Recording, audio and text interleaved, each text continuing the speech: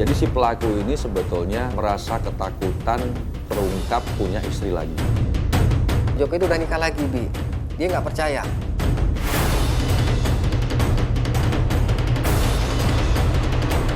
Saya sering mas cekcok sama dia, cuman nggak pernah istilahnya terjadi, paling ribut di mulut aja.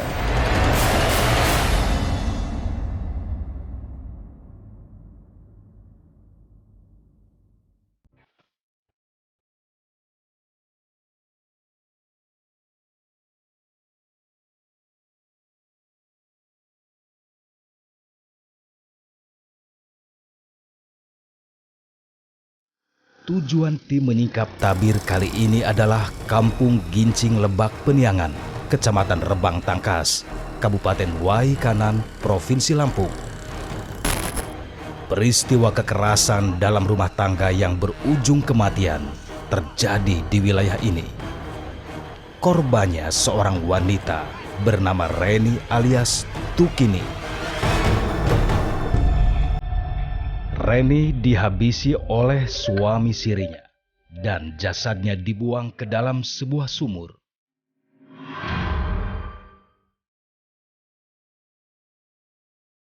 Kepergian Reni alias Tukini yang begitu tragis menjadi pukulan telak bagi keluarga dan kerabat.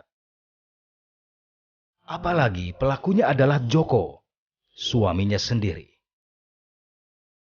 Masih teringat di benak Suyono saat jasad Reni tiba di rumah duka.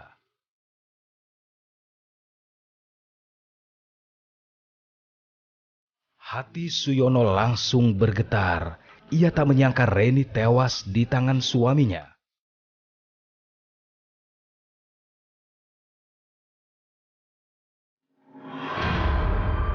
Keluarga curiga Reni alias Tukini tewas karena persoalan asmara. Ketika dia menikah lagi kan sering udah di profil WhatsApp. Sampai selesai disimpan. Disimpan lagi. Disitulah kami orang tahunya. Ketika Joko itu nikah lagi, Bibi ini kami ingetin sama keponakannya. Joko itu udah nikah lagi, Bi. Dia nggak percaya. Mungkin alasan Joko seperti apa, kami orang nggak tahu. Nggak percaya juga. Sempat ditelepon sama saudaranya yang di Taiwan ya. Nggak percaya. Bukan cuma itu, Joko juga dicurigai hendak menguasai harta milik Reni.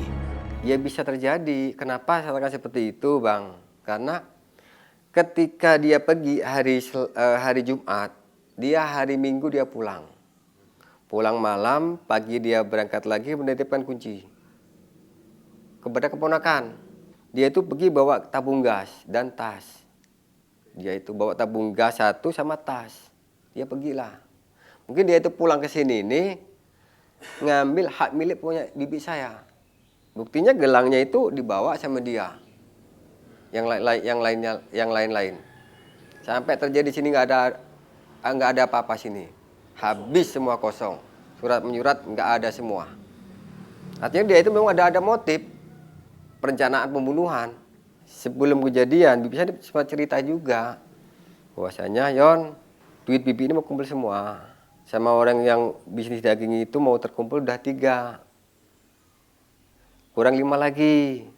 Maksudnya 3 M. Cuman bentuk duitnya saya nggak tahu. Reni alias Tukini, wanita 58 tahun ini merupakan pedagang sukses di bidang perkebunan karet. Setelah kenal dengan Joko dan menikah secara siri, Reni pun melebarkan sayap usahanya. Ia mulai berdagang daging sapi.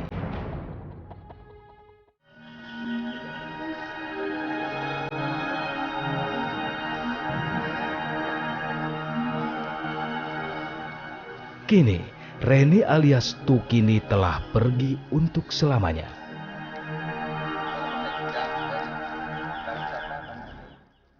Tak ada lagi tawa candanya di dalam keluarga.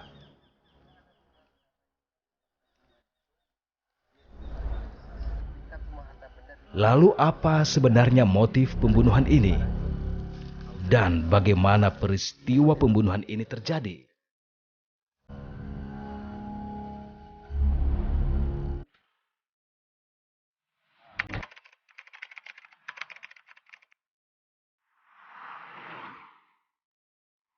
Terbongkarnya peristiwa tragis yang dialami Reni alias Tukini bermula di kampung Tanjung Ratu.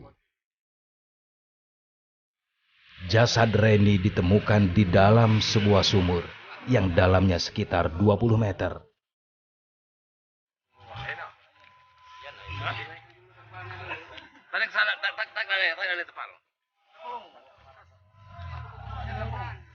Dibantu sejumlah warga, petugas berusaha mengevakuasi jasad wanita yang dihabisi oleh suami sirinya itu. Tapi ditambahkan dulu, Bu. Siram tambah air. Bisa ditambah air. Coba kita bareng-bareng angkat yuk. Tambah air. Ditambah air dikit. Setelah hampir 1 jam, jasad Reni berhasil diangkat. Kondisinya sudah mulai membengkak. Awalnya jasad Reni dikira jasad Listiawati, seorang tenaga kerja wanita yang bekerja di Hong Kong. Namun akhirnya dugaan itu terbantahkan setelah salah satu keluarga Reni mengenali kalung yang masih melingkar di leher korban. Pekerjaan sehari-hari memang sebagai pengusaha yang katanya saudara dan warga sekitar sana memang dulunya pernah menjadi pengusaha karet kalau tidak salah. Dan yang membuat keluarga yakin itu adalah korban adalah keluarganya, itu ada kalung emas yang masih nempel di leher. Dari hasil otopsi, diketahui korban tewas akibat hantaman benda tumpul di bagian kepala.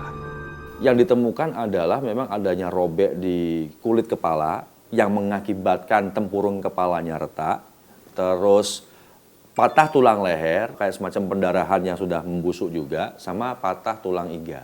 Kemungkinan besar si korban ini meninggal dikarenakan retaknya tempurung kepalanya itu, karena mungkin benda keras yang menghantamnya.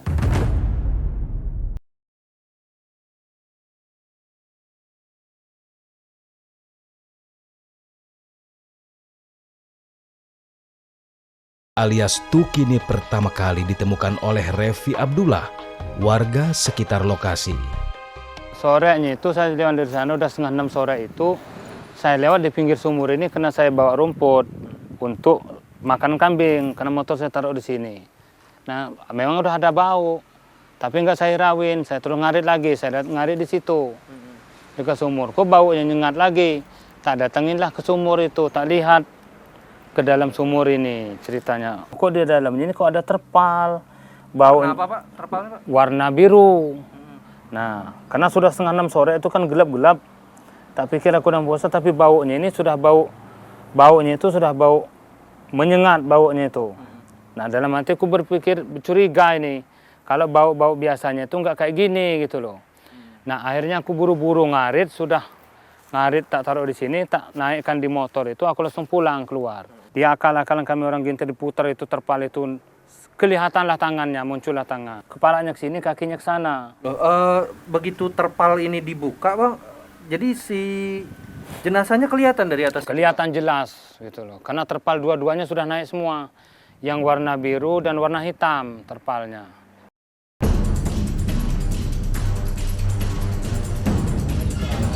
Dari keterangan keluarga korban, polisi kemudian mengejar Joko, suami siri korban.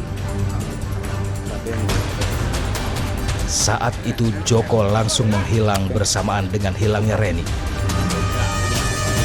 Tim khusus anti bandit Polres Lampung Tengah langsung bergerak ke wilayah Binjai Ngagung, Kecamatan Bekri, Kabupaten Lampung Tengah. Hasil daripada gelar perkara pada beberapa hari terakhir, sudah beberapa kali kami melakukan gelar perkara, kemudian kita kumpulkan bahan keterangan itu dan mengerucut pada satu nama atas nama Joko ini. Kebetulan informasi-informasi yang di lapangan bahwa Joko memang asalnya dari Waikanan, korban juga asalnya dari Waikanan juga. Kita temukan tersangka ini di Desa Rengas, Kecamatan Bekri, Kabupaten Lampung Tengah, di rumah istri ketiga daripada tersangka. Awas. Aduh, apes benar. Kuncingnya.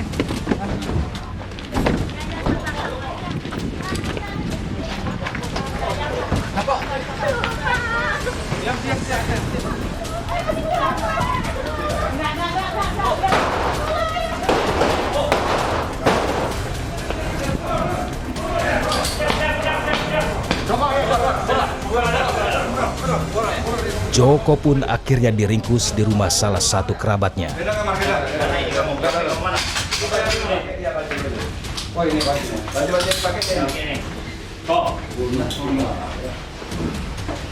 Saat ditangkap, Joko sedang bersama Nani Yulianti, istri ketiganya.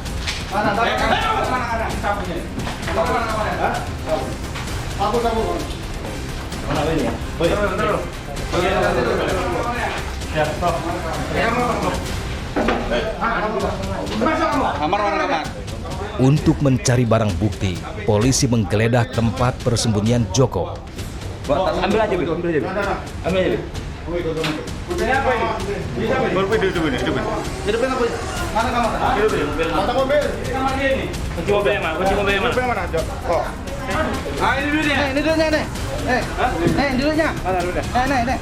Ini istrinya. Ya. Kunci mobil. Nih, emas nih. Jam cincin Mas Sultan nih. Nih, bawa. Oh, ini kapan? Bawa. Hah? Itu kita lihat awal apa tuh, Pak? Hah? Apa yang kita lihat? Darah. Bekas darah mengering. Itu darah ya? Ini juga membawa darah korban. Ini darah ini. Yang kita temukan barang-barang bukti yang ada di sana adalah 1 unit mobil, kemudian bekas ceceran darah yang ada di terpal, kemudian uang tunai 30 juta, kemudian ada emas berupa kalung, gelang, cincin, dan lain-lain. Menurut pengakuan daripada tersangka, dia beli menggunakan uangnya korban.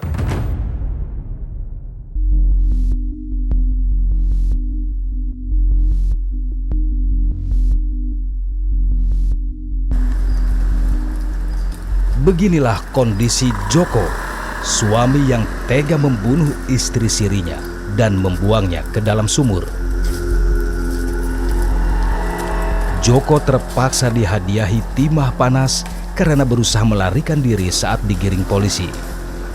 Pada saat setelah dilakukan penangkapan, kita mau melaksanakan prarekon di TKP aslinya, hanya saja pelaku mencoba melarikan diri, sehingga mungkin baru sekarang inilah kita berkesempatan melaksanakan prarekonstruksi. Berdasarkan keterangan polisi, Joko melakukan pembunuhan karena ingin menguasai harta milik Reni alias Tukini, istri sirinya itu. Jadi si pelaku ini sebetulnya satu, dia merasa ketakutan terungkap punya istri lagi. Ya, yang keduanya memang mengincar harta istrinya. Nah, itu mungkin motif di awalnya kenapa pembunuhan ini terjadi. Tim menyingkap tabir sempat mewawancarai Joko.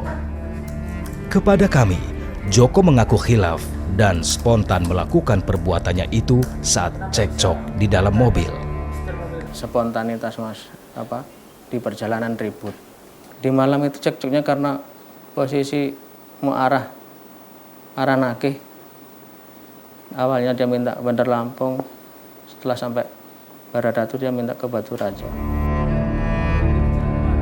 Joko juga membantah soal tuduhan telah menggunakan uang korban untuk menikah lagi dengan Nani Yulianti, istri ketiganya. Enggak, kalau uang itu enggak ada kaitannya cekcok itu, Mas. Cekcoknya karena Pak Joko kawin lagi? Enggak, Mas. Uang itu hasil pengembangan uang 300 itu, Mas.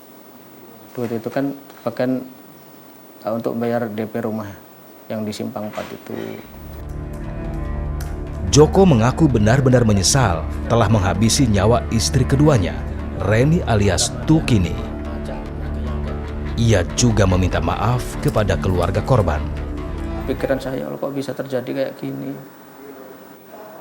Saya sering Mas cekcok sama dia, cuman nggak pernah istilahnya terjadi, paling ribut di mulut aja. Entah kok malam itu bisa saya muncak karena ditarik setirnya itu, saya udah nggak inget lagi, Mas. Kayak udah nggak sadar diri saya, Mas. Makanya saya sekarang tuh, ya Allah, kok bisa terjadi kayak gini. Saya juga sampai nggak habis pikir kenapa bisa terjadi kayak gini, Mas. Saya minta maaf yang sebesar-besarnya seandainya bisa diulang, saya akan menyayangi istri saya itu, Mas.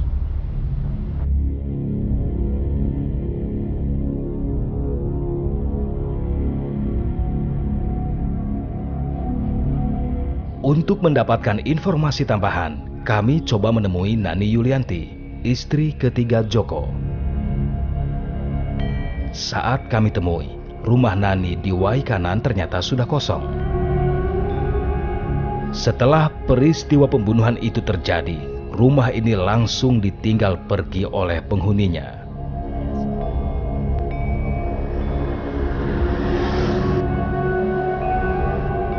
Setelah beberapa hari mencari, akhirnya kami bertemu dengan Nani Yulianti. Kepada kami, Nani mengaku tidak tahu apa-apa soal pembunuhan ini. Kalau pembunuhan ini saya sama sekali nggak tahu, dan Pak Joko emang tiap hari itu pergi kadang saya ikut itu, emang kita bisnisnya cari sapi. Jadi kita sering keluar cari sapi. Kalau soal pembunuhan ini saya sama sekali tidak tahu menau. Pak Joko ini bilang nggak sih kalau dia punya istri, Pak? Saya tahu, tapi dia bilangnya cuman istri pertama. Kalau yang kedua ini saya nggak tahu. Saya kenalnya cuma istri pertamanya. Kalau yang istri yang ini, saya yang kedua ini, istri kedua, saya nggak pernah ketemu, sama sekali nggak pernah ketemu, dan saya tidak kenal. Tapi hubungannya gimana? Hubungannya kalau dari pengakuannya Pak Joko sih baik-baik aja. Maksudnya setuju nikah lagi gitu, Mbak? Nggak tahu kalau itu.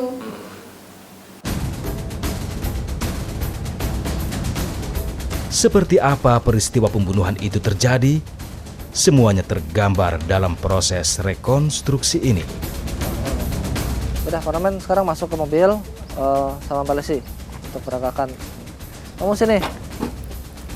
Bermula saat tersangka dan korban berangkat ke Bandar Lampung untuk mengambil uang hasil penjualan dengan menggunakan mobil pick-up. Dalam perjalanan terjadi cekcok mulut. Korban berusaha merebut kemudi mobil. Jangan, Bu, Bandar Lampung aja, Bu. Bu, ini udah waktu temponya jatuh hari ini.